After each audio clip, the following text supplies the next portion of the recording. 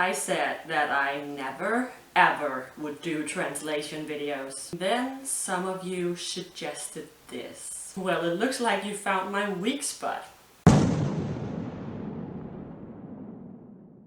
Hey there, beautiful faces! Once again, I'll prove myself to be one hell of a good influence on all of you. Welcome to class, students! Today's subject is going to be expressing yourself creatively in Danish. Don't worry, in my class you can check your phone, you can go take a shit whenever you want. Actually, my bathroom is over there.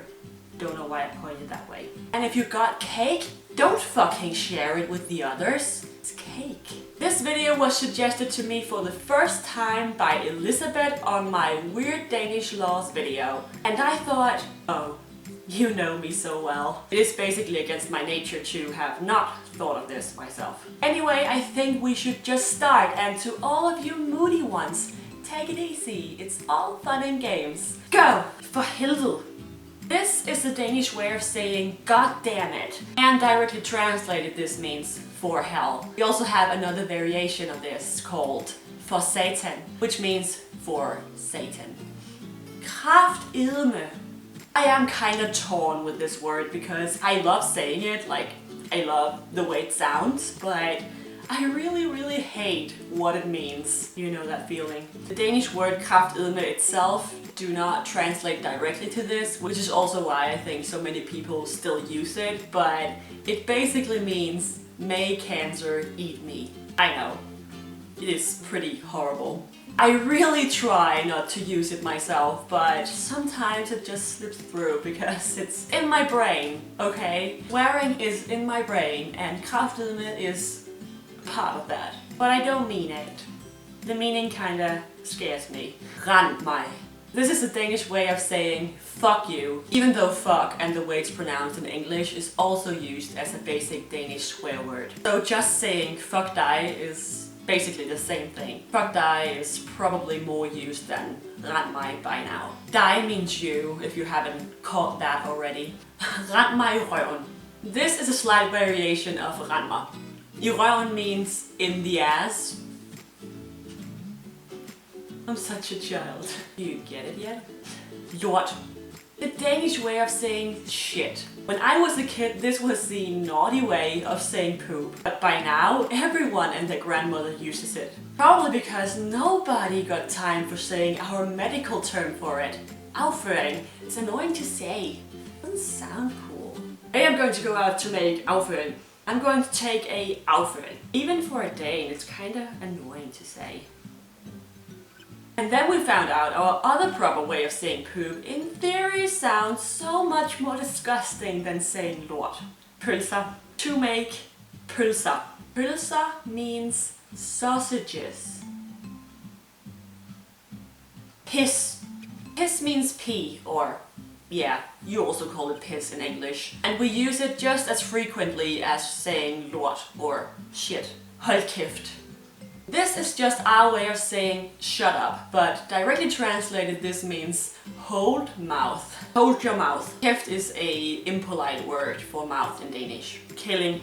This is a very old word for a mean or ugly female. This word comes from Old Norse and was used for describing the lesser men, meaning the women whose sex was questioned, or old, grumpy, ugly women. Today, killing is basically our word for bitch. Svin.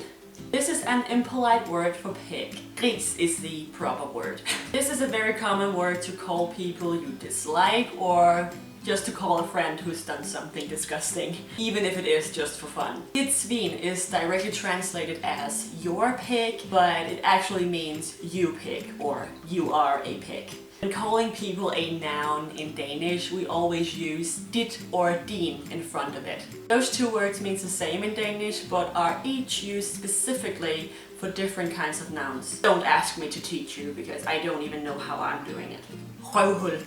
So you already do know what røv or røven means, so what do you think røvhul means? Let me give you a hint. It's full of lort. It of course means asshole, and like in English, we also like to call each other assholes in Denmark. For this particular noun, dit would be the proper word to put in front of it. Dit røvhul. If you think about it, it is actually quite funny that directly translated it means your asshole. In theory, Danish people are not calling each other names at all. We are just calling on each other's assholes and pigs. Please don't call on my asshole. I think I've taught you the most standard Danish swear words by now. So I'll just like to share with you all that, to me, swearing has never been a problem or even inappropriate. It has actually always been a part of my daily speech. Of course, I don't go around calling people names at all, but I express myself a lot through swearing, and it's not even on purpose. My parents, well, my entire family swears like it's the most normal thing in the whole wide world, so it's never been associated with bad in my brain. I'm not swearing at people. I'm nice to people, but I do swear in my daily speech. It's only really been a problem for me once. Yay, story time! In 2nd to about 7th grade, I was very good friends with a couple of twins, and their mother hated my guts. I think it was both because she didn't like my swearing, and I was also a very flamboyant kid, and I might still be very flamboyant in some situations. Anyway, it was so bad at one point that one of her girls actually felt the need to tell me, and I'm quoting her now because I remember this like it was yesterday, "Don't worry about the way she talks to you. She doesn't like you, but that doesn't mean I don't." Keep in mind that this was in 3rd grade, so this woman had told her 9 or 10-year-old daughter that she didn't like one of her best friends. I never did anything to her daughters that would make her dislike me. I was great friends with them. They have both been some of my best friends throughout my childhood. So she didn't have a reason to hate me other than the fact I was the way that I was. And don't get me wrong, that is a legit reason to not like me. But as a mother, you don't fucking go tell your daughters you hate their best friend, whom they like and play with almost every day. To me, that's horrible parenting. What do you think? Like, I was just a kid, so back then I didn't think further about it, but then I remembered later on and thought about it, and I didn't like it. I thought it was wrong, and it kind of made me a little bit sad about the situation that I might have put my friends in. I'm kind of afraid that I've been putting them in a lot of awkward situations. But that's the only time I can think about me swearing or being a very woohoo child.